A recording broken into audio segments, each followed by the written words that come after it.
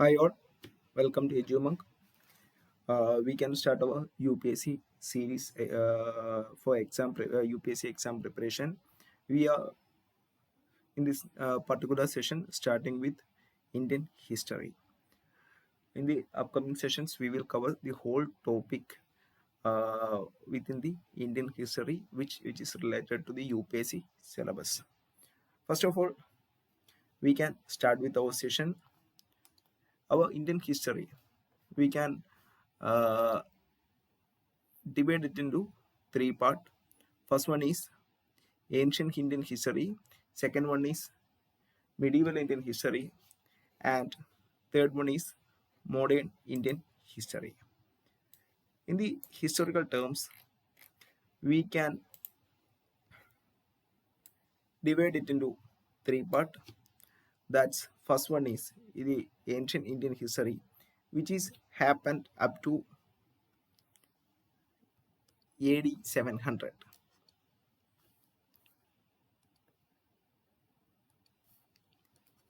AD 700. And medieval Indian history, which is happened between AD 700 to AD 1857, and the modern Indian history, which is happened from AD 1857. This is the three division. First one is ancient Indian history, second one is medieval Indian history, and third one is modern Indian history. We are starting with our first topic, ancient Indian history.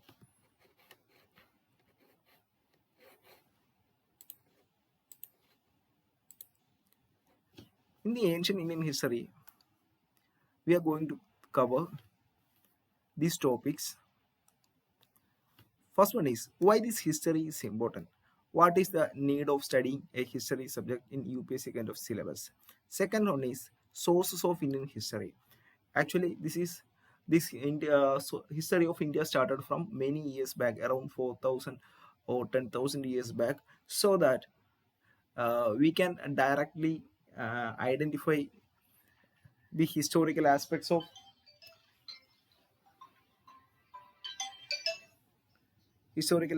our India, so that we have to consider different sources to identify what happened in the previous time period. So there are different kinds of sources. We will go through that each sources and with its examples. Then third one is the Indus Valley civilization. It's a bigger topic and most important topic. Then we will go to Vedic culture, then Jainism, Buddhism, and Mahajanapadas. After that, the rise of Magadha Empire from the Mahajanapadas. In this period, there are some foreign inventions which have happened in our country. We will study that. Then after that, after the Magadha Empire, there is a rise of kingdom known as Maurya Empire. After that, we will uh, consider the Maurya Empire and post-Maurya Empire. We will compare these two terms. Then we will delve into the Gupta Empire and post-Gupta Empire. Then after the Sangam Age, which was most evident in the southern India. Then we will go to early medieval period. These are the complete topic of ancient Indian history. From here, we will start with explanation of each topic. First one is we have to consider why the history is important.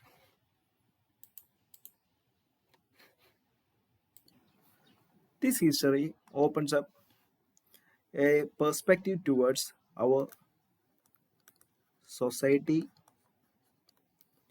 religion,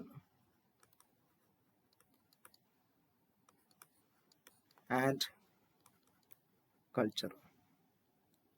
This is most significant part of UPSC. Not at all. Also, it a significant part of our country too.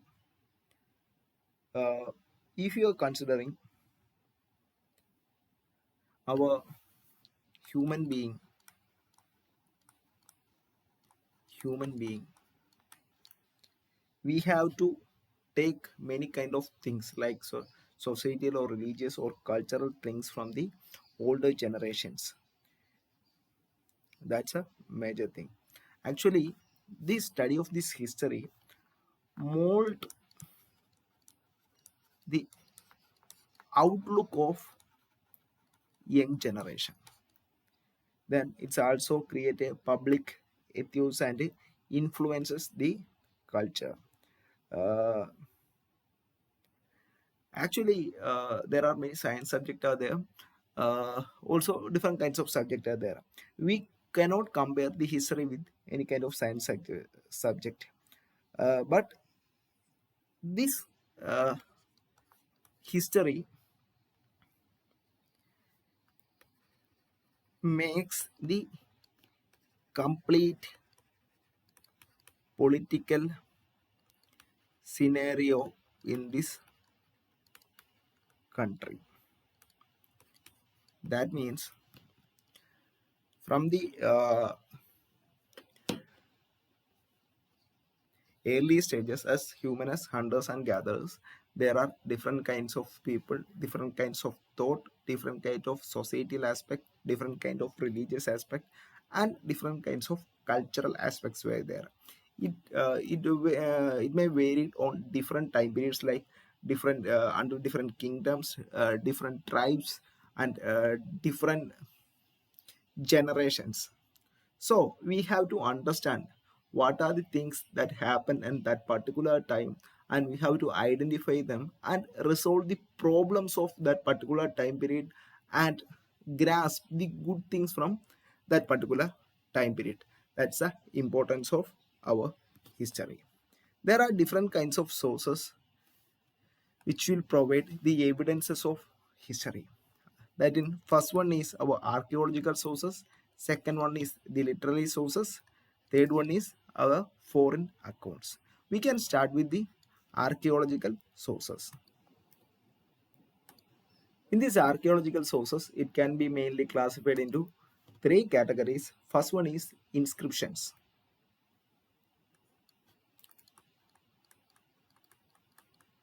First one is inscriptions. There are many kind of ancient inscriptions uh, that maybe you may heard about Bogaskoi inscriptions,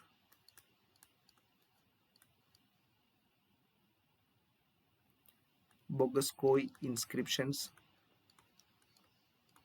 and the Asia Minor, or the inscriptions which are derived from Central Asia. There are other kind of inscriptions. The important inscription in that type of period is manuscripts. Manuscripts. Manuscripts.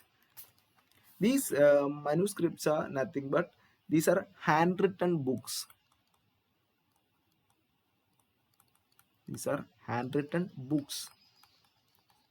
These handwritten books mostly written in palm leaves. Palm leaves. Or other way, if palm leaves are not available, they may use bark of trees. These are known as uh, bark of trees. There they are used a special purpose tree that is known as birch, which is highly grown in Himalayan region. These kind of manuscripts are mostly preserved in temples and monasteries. This includes religious beliefs, their practices, lives of kings, information about medicine, science, epics, poems, plays. There are different kinds of manuscripts are available, and these are kept in different kinds of monasteries and temples. Most of these kind of manuscripts, which are written in Sanskrit language, and some of manuscripts were written in Prakrit language. That was the ordinary language in that era. Language in that era. And some of the manuscripts were written in Tamil were present in different kinds of temples. Then after these inscription we have write about different kinds of inscription. Then manuscripts.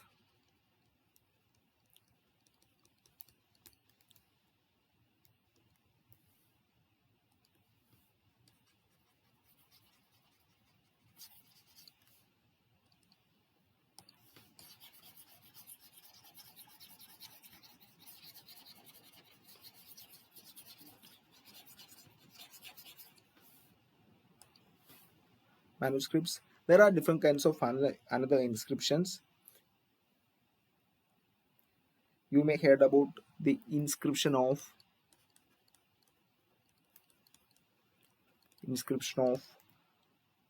Mahastan, Mahastan, Mahastan, and Sogara.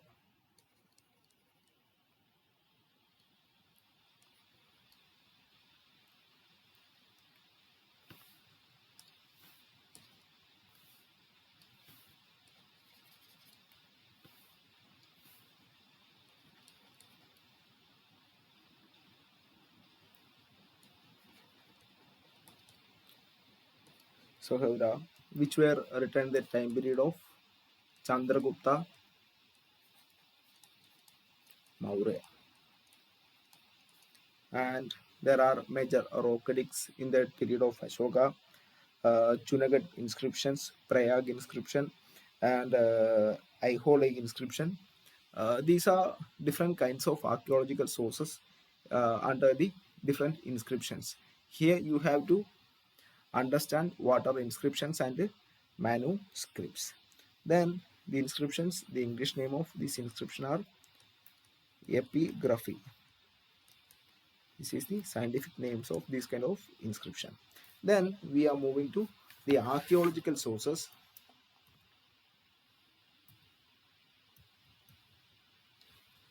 Inscriptions. Then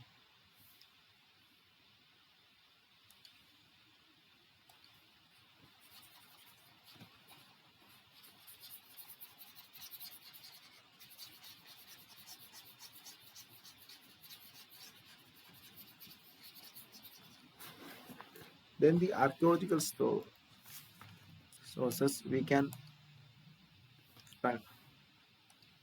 consider stupas, stupa, then caves, temples, and sculptures.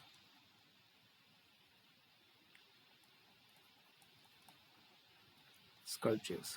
These are the archaeological evidences which is evident in our country. For example, these stupas they were built by kings or important persons in that particular society. For example, we can say that the stupa in Sanchi, which was built in the period of Ashoka, and Buddha Vihara and stupas. These are the examples of stupas. Then we are going to caves. You can see the Barabar and Nagarjuni caves.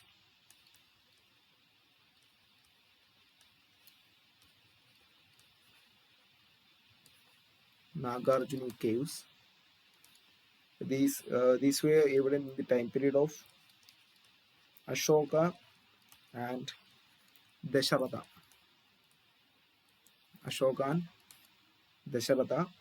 Then for temples, we can take an examples of Baja Caves Mandir. Baja Caves Mandir. It's in Pune. Then Sittavasal Temple. Sittavasal Jain Temple. It is in Pudukkottai, Tamil Nadu. Then Borobudur Temple, Borobudur Temple, which is in another country, Java. And Angkor Wat Temple, Angkor Wat Temple, which is in Cambodia. These are the some examples of the temples which are used as the archaeological sources to study about our past. Then we are moving to sculptures. We can see the Mathura art, Gandhara art, Gandhara art, uh, the construction of Buddha sculptures, sculptures of goddess. These are certain examples of the archaeological sources in these monuments and buildings.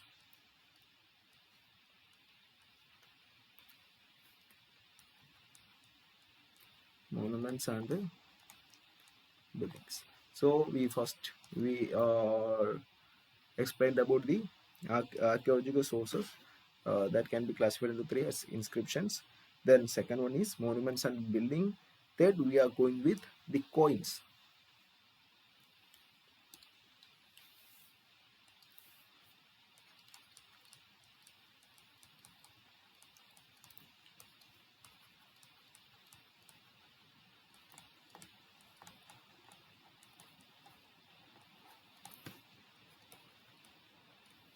Coins. You have completed inscriptions. Second one is monuments and buildings.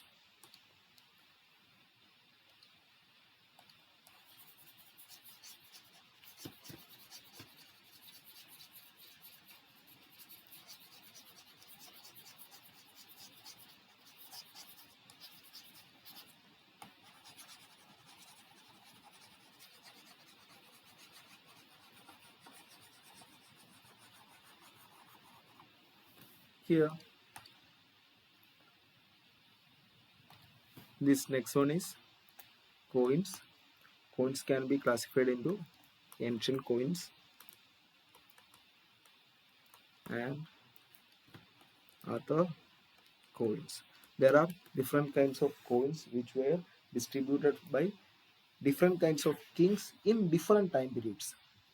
For example, in ancient coins, we can say punch marked coins, punch marked coins. Then Indo-Greek, Indo-Greek coins, which is in the shape of rulers, and gold coins, gold coins, and silver coins, coins. Gold coins first distributed in our countries, Indo-Greeks, and silver coins which was distributed in our countries, Chandragupta II. Other coins are uh, most pure gold coins in the time periods of Kushanas, then Roman coins which were found in Aricamed. Then there are different kinds of coins which were the shape of musical instruments like veena.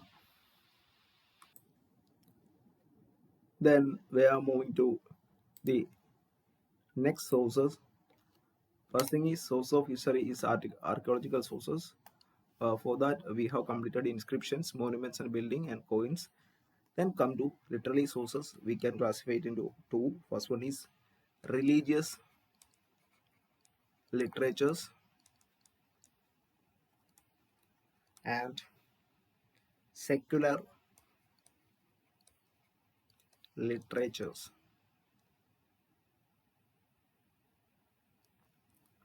Literatures.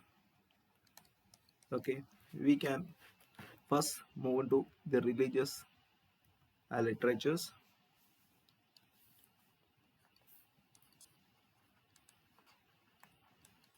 Religious literatures.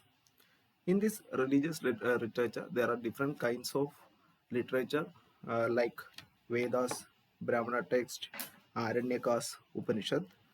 First one we can take as Vedas. You may hear about different Vedas. First one is Rig Veda. It is the oldest Veda. Then Samaveda, Yajurveda, and Atharva Atharva Veda. Atharva Veda is the latest one. So we have four Vedas: Rig Veda, Yajurveda, Samveda, and Atharva Veda.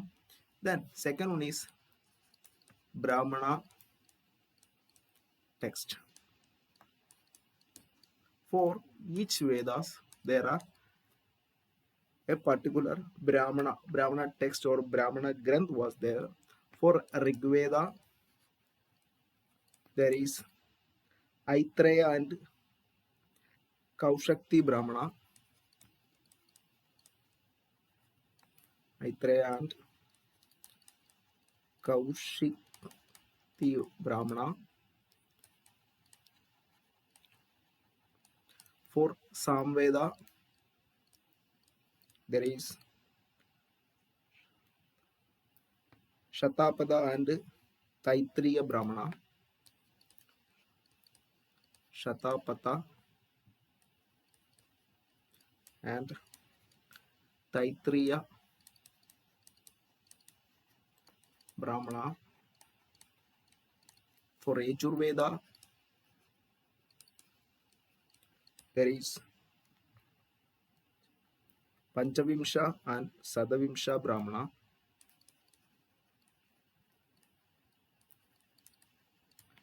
Panchavimsha and Sadavimsha Brahmana. And finally, Atharva Veda, the Gopata Brahmana.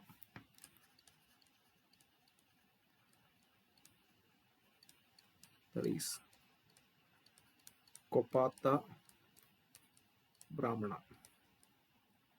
These are the Brahmanical texts which is for the different kinds of Vedas. Then we can move to the third one, Aranyakas. These Aranyakas are known as the forest text.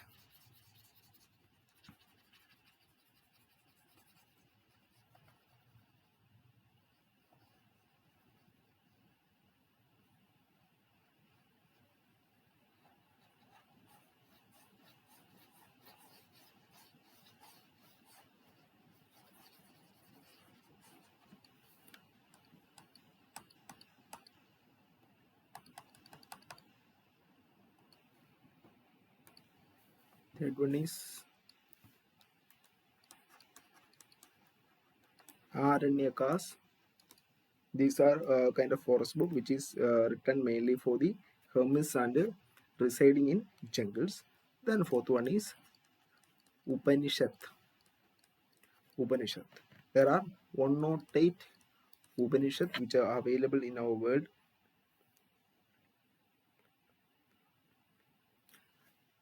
For that Upanishad, Brihat Aranyaka, which is the biggest Upanishad.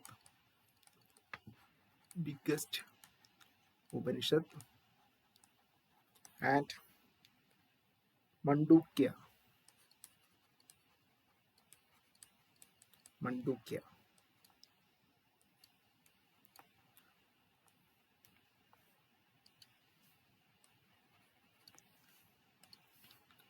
Mandukya, it is the smallest Upanishad. Then we'll move to fifth one, Vedangas. There are 6 Vedangas. First one is Shiksha, which is related with phonetics or nose. Second one is Kalpa Sutra, which is related with sacrificial rituals or hand. Then third one is Vyakarana, which is related with grammar. and fourth one is nirukta, which is related with etymology or ears, and fifth one is chada,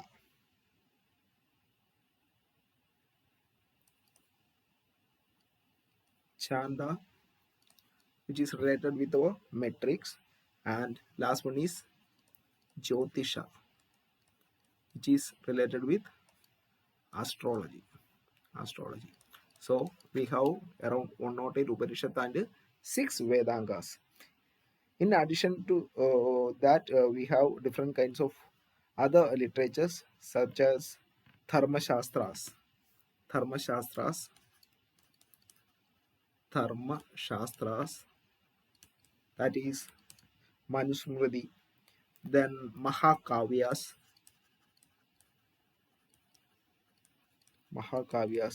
that means Purana. There is 18 Puranas, Ramayana, Mahabharata, etc. Then, in addition to that, these are Brahminical kind of literature. There are different kinds of non-Brahminical literature, that is Buddha literature.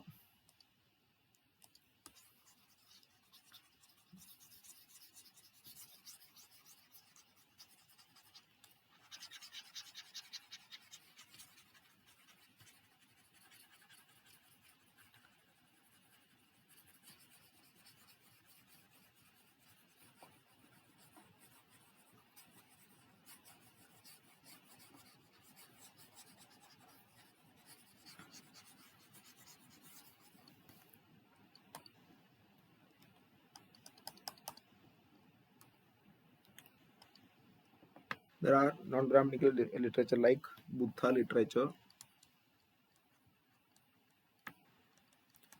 and Jain literatures.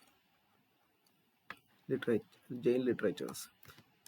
Okay, these are the religious literature as a part of uh, religious literary sources. In addition, we can move to next part, secular secular literatures. Secular literatures. For example, we can say as Ashtatyayi,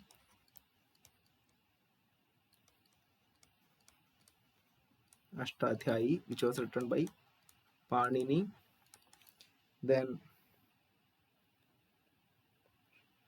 Mahabhashya,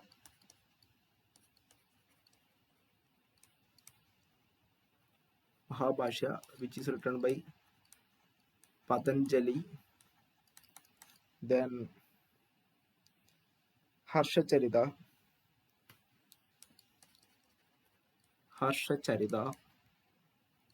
which is written by Banabhatta.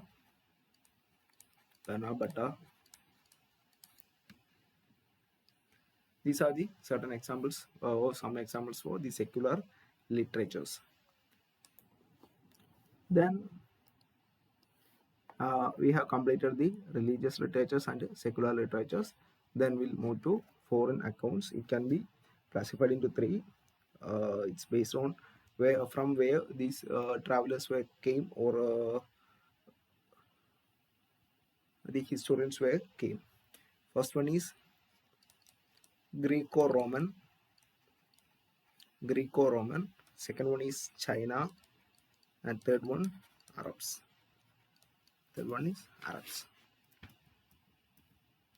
Foreign accounts. First, we can look into the Greco-Roman.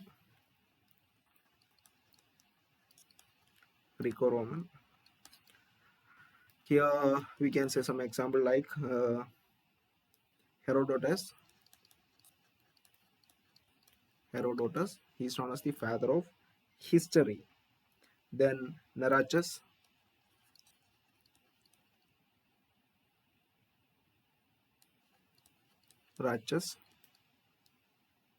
He was coming with Alexander.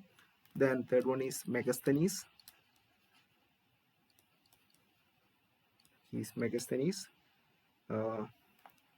He was written a text named Indica. Then Strabo, Strabo, he wrote Geographica, Geographica,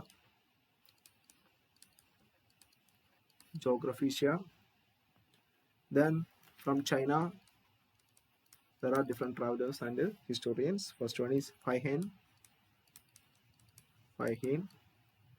who was visited, who were visited the particular country in the time period of Chandragupta second. Then Hugh Tizang, Hugh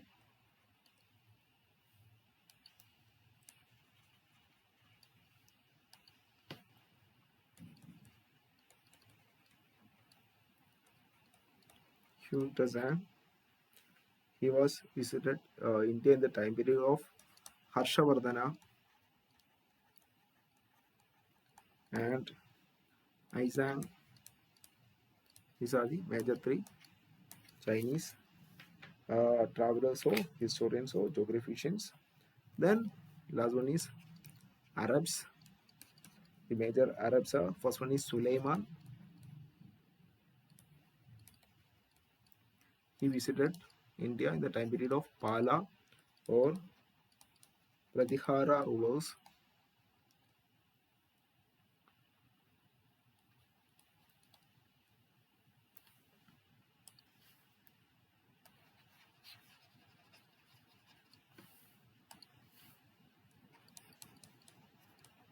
Pala or Pratihara rulers.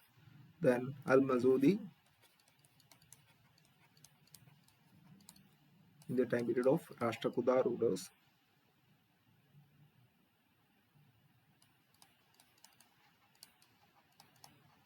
And third one is Al-Biruni. He is written Kitabul Hind. He was written Kitabul Hind.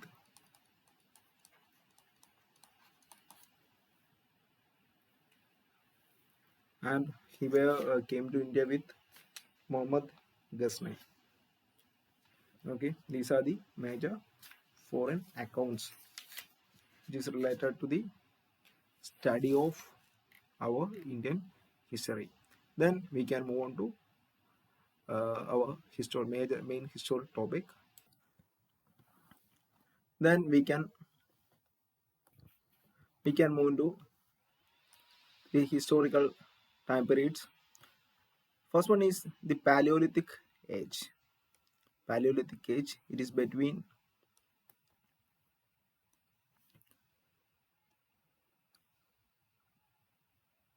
5 lakhs to 10,000 BC. Then Mesolithic age, it is between 10,000 to 6,000 BC. Then Neolithic age, it is between 6,000 to 10,000 BC. Then Chalcolithic age, it is between 4,000 to 2,600 BC. And the Megalithic age, it is between 1,500 to 500 BC. In this, the Paleolithic age, it can be classified into three: Lower Paleolithic,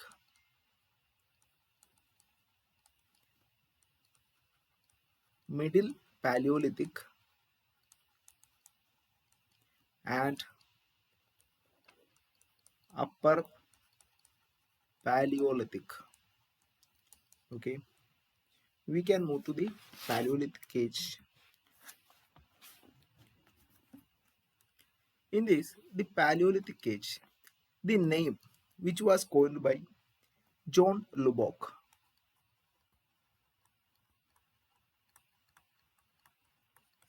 In this period, the first stone tool was manufactured by using quartz. In this period, the people does not have the knowledge of pottery, agriculture, and use of metal. And the Paleolithic age, we can first move to the Lower Paleolithic age. We know that the initial people or the first people in our continent or country on the world, they are hunters and gatherers. They didn't practice any kind of agriculture, or they didn't practice any kind of cooking.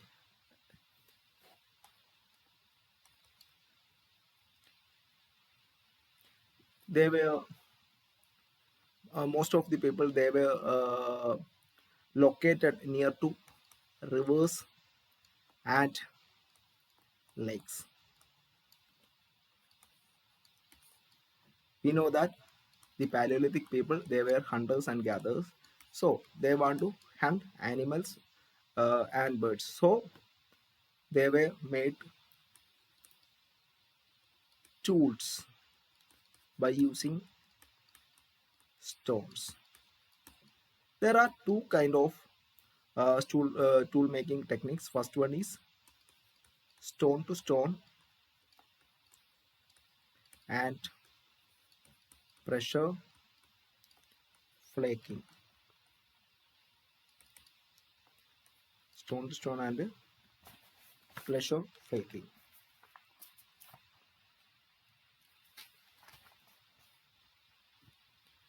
Then in this, while considering the lower Paleolithic, from the different kind of the historical sources, we can understand greater part of the lower Paleolithic stage was in Ice Age. They were made hand axes, clavers. These were more similar to the tools in Western Asia and Europe. These tools were mainly used for chopping. Then, in the Middle Paleolithic age, before that, the major sites of the Lower Paleolithic age was Balen Valley sites, Balen Valley in UP, then Narmada Valley, Narmada River Valley, Sohan Valley, Sohan Valley. Then we are moving to the Middle Paleolithic age. This Middle Paleolithic age is based on flakes. Is based on flakes, or we can say that it's based on industrial kinds or industries. Here they were used different kinds of tools. The major principal tool were scrapers. Major principal tools were scrapers. These were made up of these were made from flakes. Then large number of boards and blade like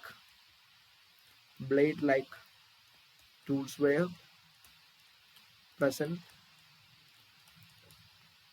here. These kind of culture were mainly seen in Bimbetka,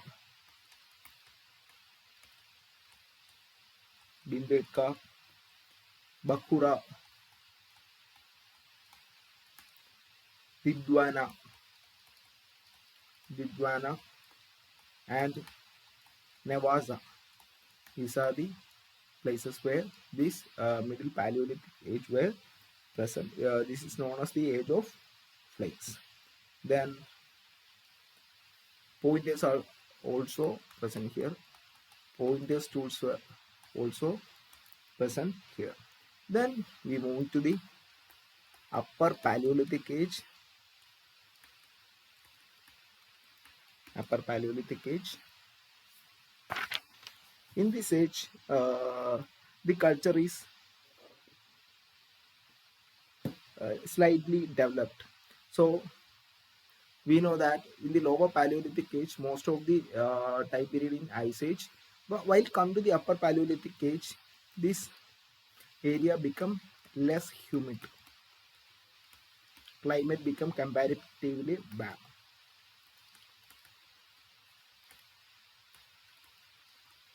Climate become comparatively bad.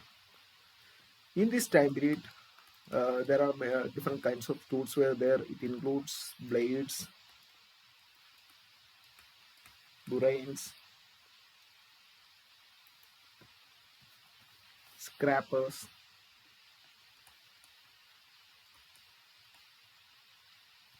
scrappers, and there are different kinds of tools were there. The major important sites for this upper Paleolithic age were in Balan Valley,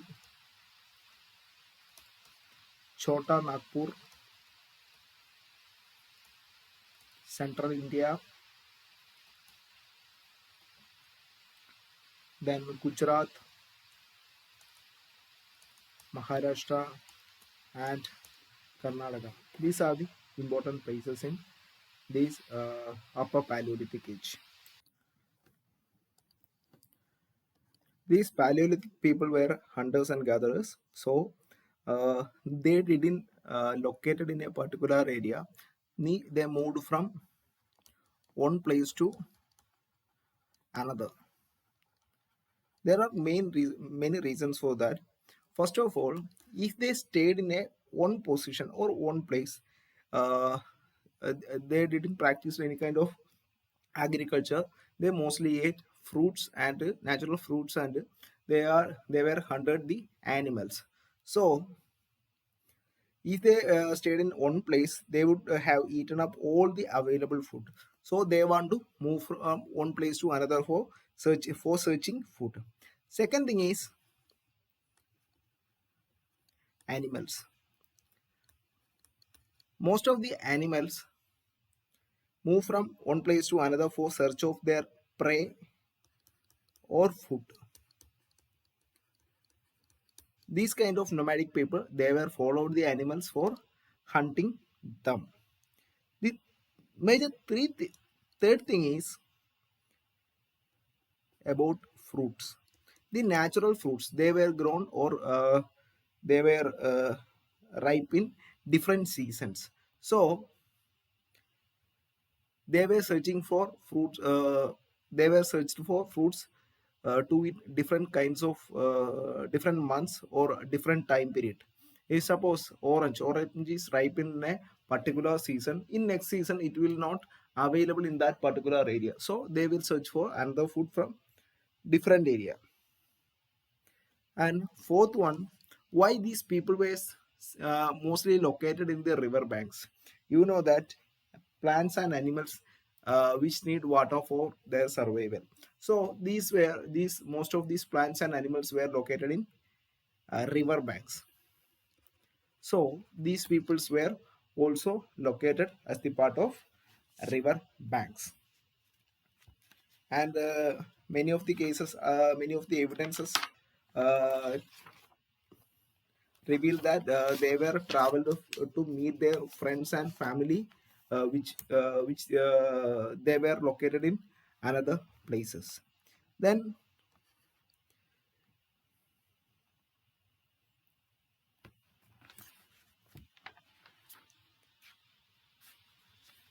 the then we can move to the major sites of the Paleolithic age.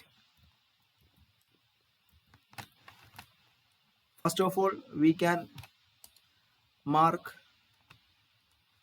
Pahalgam. It is located near to Lidar River. It's a pilgrimage center as a part of Amaravati Yatra. It's located in Kashmir. It's a Paleolithic site. Second one is it's now in Pakistan, Sohan River Valley. Sohan River Valley. It's a one of the lower Paleolithic site. Then Balan river, valley. Here got the evidence of middle Paleolithic age and lower Paleolithic age. Also, we got evidence of domestication of goat, cattle, sheep, etc. Then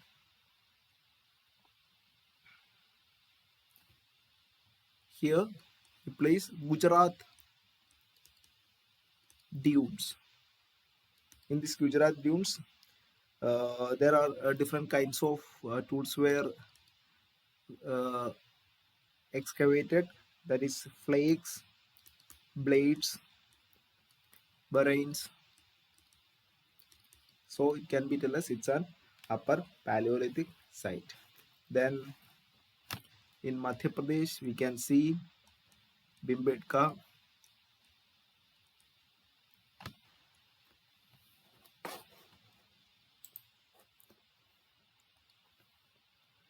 blades, brains, scrappers, and different kinds of things were also excavated from here. This Bimbetka is also a cave site, and rock shelter. Then as a part of Odisha there is Chota Nagpur Plateau.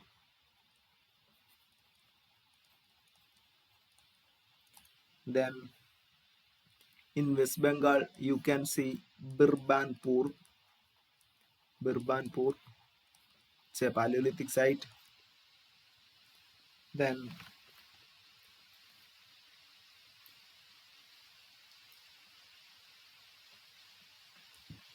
in Karnataka you can see Hangsi, Karnataka. Here were the presence of tools, habitation site, factory site, and most of the tools were made up of limestone. Limestone. Then in Tamil Nadu you can see Tinnaveli, today's Tirunelveli. This is the evidence of Mesolithic age, not Paleolithic. It's evidence of Mesolithic age. Here you can see in Andhra Pradesh you can see Kurnool caves. Kurnool caves. Here you can, it's also a upper Paleolithic age. Here you can see the traces of ashes and fire. Then we can move to another part. In this Mesolithic age, it's were characterized by microliths. Microliths. Microliths can be defined as it's small pointed tools. These are known as micro tools or sharp tools. The earliest evidence of these microliths which were found from Madhya Pradesh. Madhya Pradesh, place name is Adamgarh. Adamgarh. And here also the evidence of hunting, fishing, and food gathering. While going to the Neolithic age, the complete culture is highly developed. They were discovered the wheel and discovered fire. And there are the evidence of cultivation of ragi, so that in the Neolithic age they were started to do agriculture process. There is the evidence of ragi, cotton, rice, wheat, barley, etc. So in the first Paleolithic age they were food and gatherers. In the Mesolithic age they were started to hunt and located in one place. In the third stage, in the Neolithic age, they were started to cultivate the crops, or they were become the part of agriculture process. In the Neolithic age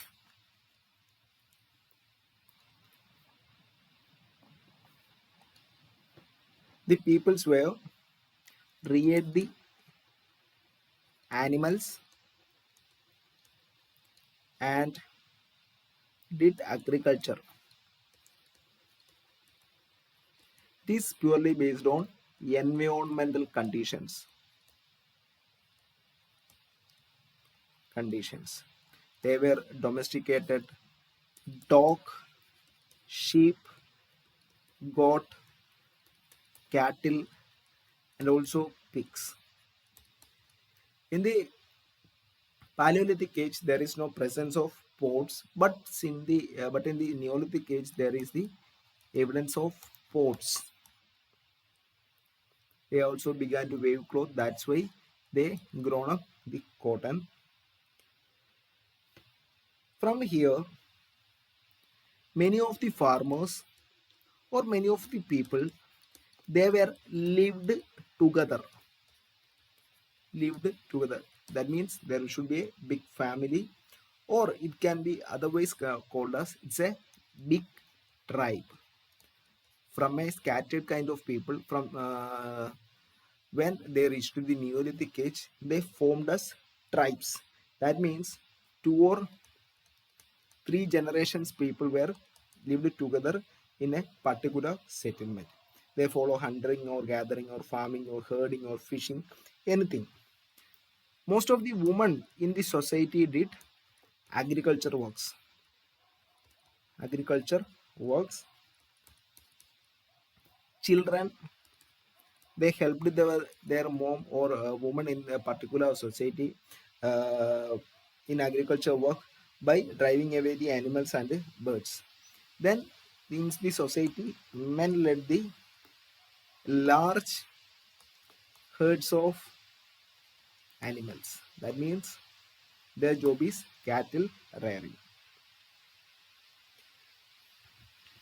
Another thing we can see in this culture that is equality. Both men and women made pots. They were also the part of singing, dancing, and decorating. Singing, dancing, and decorating. In this group or in this particular tribe, some men regarded as leaders. They may be old and experienced, or young or brave warriors or priests. They can the leaders can be anything. They were possessed their own language, music, stories, and paintings. So we can conclude that in the Neolithic age it was a developed culture. By going to a religious aspect, they have gods and goddess. It's also represent their equality. That means the men and the women, they are considered as their gods. They have also produced the rag and horsegram. They were used to polished tools and microlithic tools. But there are certain issues with the Neolithic age that are they were only used stone tools. They didn't go to copper phase,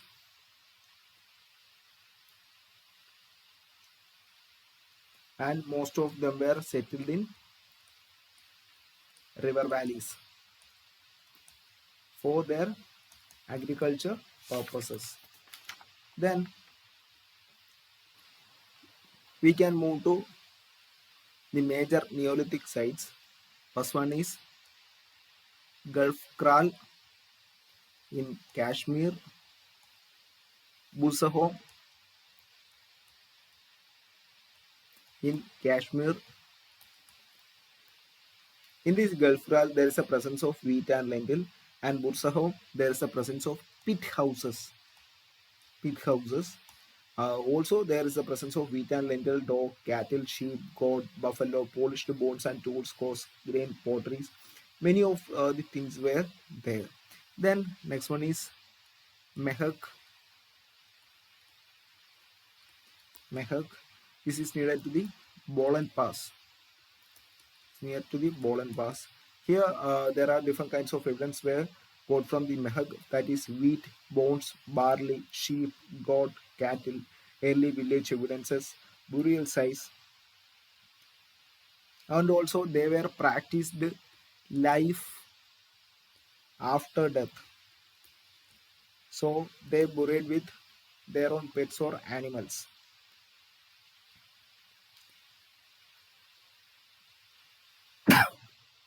Then the other site is Allahabad. It is in UP. There is the presence of rice and animal fragmented animals bones. Then the Bihar, you can see Chirad. There is also evidence of ox, buffalo, barley, green gram, wheat. Everything was there. Then in UP, another place is there, that is Khodilwa.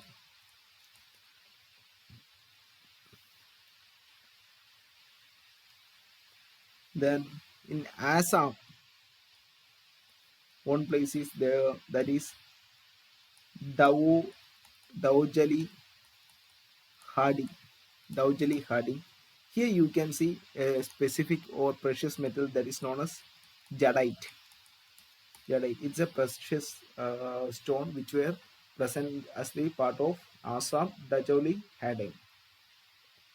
Then you can see Mahagra in UP. There is a presence of rice and cattle. Then you can see Takkalkota. Takkalkota in Karnataka. Hallur in Karnataka. Brahmagiri, Karnataka.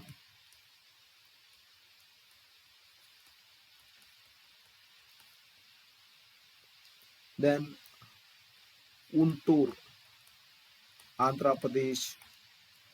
Pikihal in Andhra Pradesh. They are cattle and herders. Then last one is Payyam Payyam in Andhra Pradesh. There is a presence of black gram, millet, cattle, sheep, and pig. In this Busa home, the dogs, there are different kinds of animals domesticated there. The dogs were buried with the masters. This is the only place where dogs were buried with animals. In other place, like Mehag, there is the practice of life after death, and the animals were buried with the masters. But the dogs were buried with master. That kind of practices were it's only in Busa home. And Chirag in Bihar, it has another specialty, that is four rivers, that is Sun, Ganga, Gagra, and Gandak. Four rivers joining in the particular area, so that there is a high settlement. Sorry, there was a high settlement there. Then we can move to the next phase, that is Chalcolithic age. Towards the end of the Neolithic period, people began to start to use the metal. The first used metal is copper, so that this phase is known as Chalcolithic phase.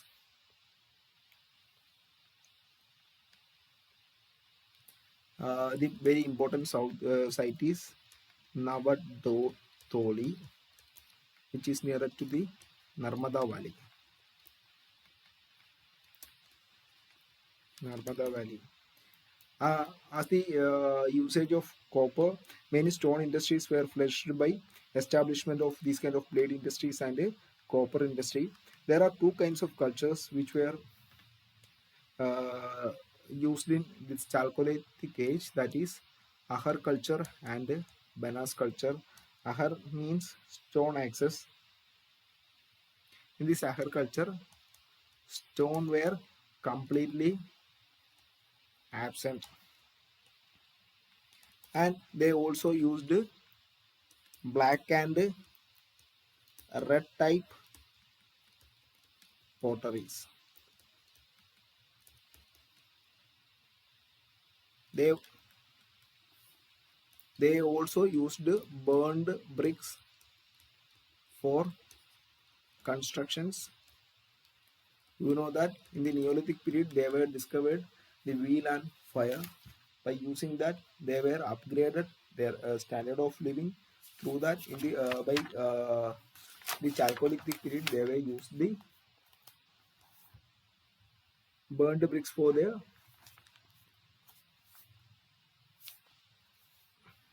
constructions. Here you can see the major sites of this Chalcolithic period, that is Roper,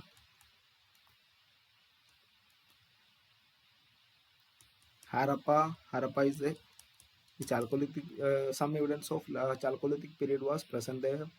Then Ahar near Benas River,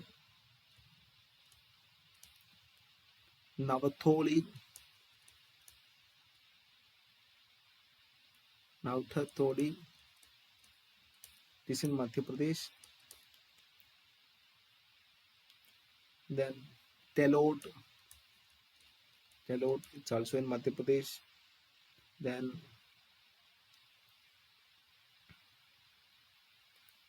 Kuppugal, Kuppugal in Andhra Pradesh. These are the major Chalcolithic period sites that are present. In last one, we can move with the megalithic culture. These are more evident in South India. Megalith means large stones, or it can be described as these are the large stones or structures built with the large stones at present all around the world in large numbers. These are mostly presented in the Middle Stone Age and also in Neolithic period. If you are looking to the megalithic age, they were used large boulders and stones for surrounding a grave. These mostly used for cultural practices. Also, the megalithic people, they were used it for their settlements purpose. Also, these people were used it as their religious aspects. These megalithic people also cultivated variety of food grains. It can be rice, wheat. Those in here donkeys and buffaloes were domesticated. Agriculture had not yet reached at the point of surplus. They have only cultivated the things and they were used for the their hunger purpose or food purpose. And the iron was present in megalithic age. So some of the historians said that the megalithic culture which were associated with the iron age, they were used high red and black pottery, black pottery, and their walls were painted with the white, and different kinds of specialties were there for this megalithic culture. And they also have burial practice.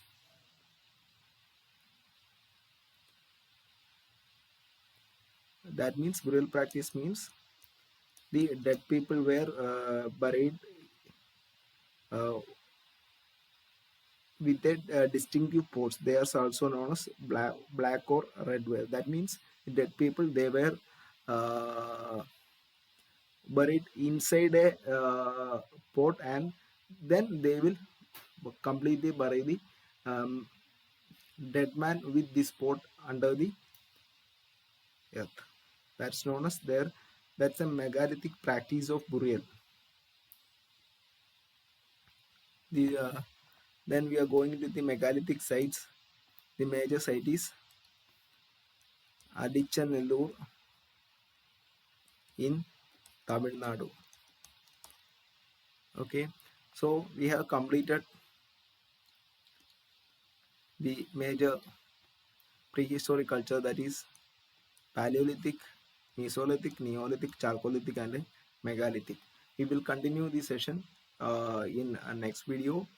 There we will explain different Indus Valley civilization, the Vedic cultures, then the Mauryan period and Gupta period, and that will continues. Thank you all.